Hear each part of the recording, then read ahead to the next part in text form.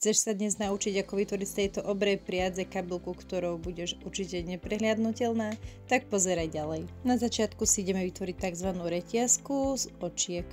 Takže takýmto spôsobom urobíš prvý uzlík, no a potom pomocou len prstov, aby neboli očka príliš široké, a naberáš očko za očkom a takto pokračuj, až ich budeš mať 5.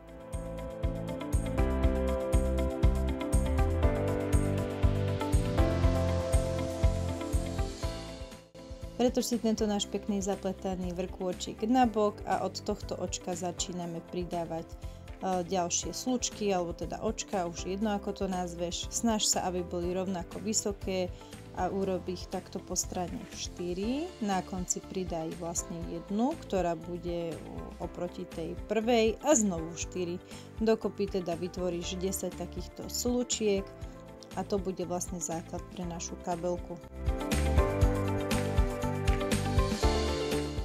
Je to jednoduché, celý tento proces vlastne opakuješ v každom jednom rade, len ich teraz musíš dávať bližšie k sebe tie očka, aby sa ti nevytvárali veľké medzery medzi nimi. Takže si to takto daj pri seba a opäť po obvode celom spravíš takýchto 10 slučiek.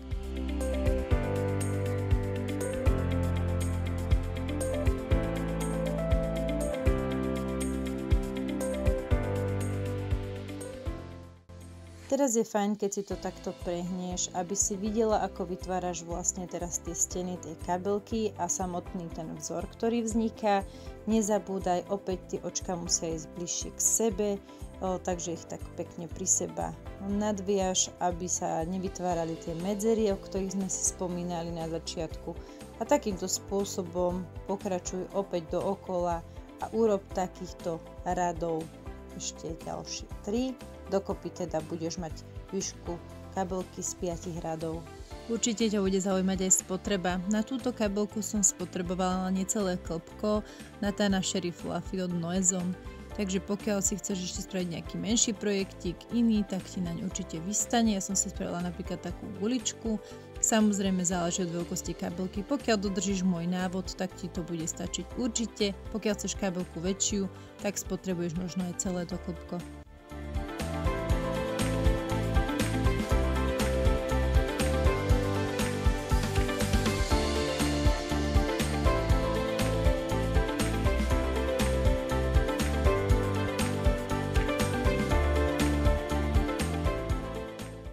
Ja som už vytvorila 5 radov, ty kľudne môžeš pokračovať, je to na tebe podľa toho, ako vysoko chceš kabelku.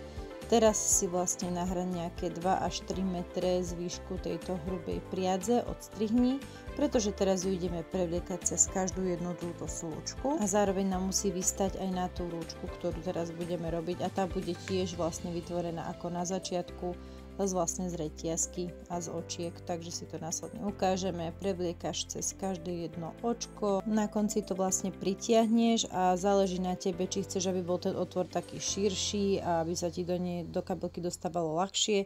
Je to vec vkusu, niekto to priťahuje viacej a tým pádom má vrch taký zúžený. Hovorím, je to len na vás. No a teraz takýmto spôsobom ideme robiť rúčku, aby to pekne nadviazovalo, takže pri bok alebo pri jeden alebo pri druhý a z neho začni vytvárať opäť takúto reťazku zo zvyšku tejto priadze. Opäť, ak chceš mať nejakú veľmi dlhú, nechaj si viacej pretrčať špagatu, ja som chcela mať len takú trošku do ruky, maximálne na predlaktie. Takto to poskovávaj, ukončí a poriadne zaviaž, prípadne priši, aby sa ti táto ručka neodpájala. No a takto vyzerá už náš hotový produkt, je to veľmi pekné a efektné a mám pre teba tip, ako pretočíš tú kabelku. Voilà, zrazu máš úplne iný tip s novým vzorom, takže je to veľmi zaujímavé aj z tejto strany. A teraz budem rada, ak mi dáš vedieť v komentári, ktorá verzia sa ti viacej páči a ak chceš vidieť aj ďalšie návody, nezabudni dať odber.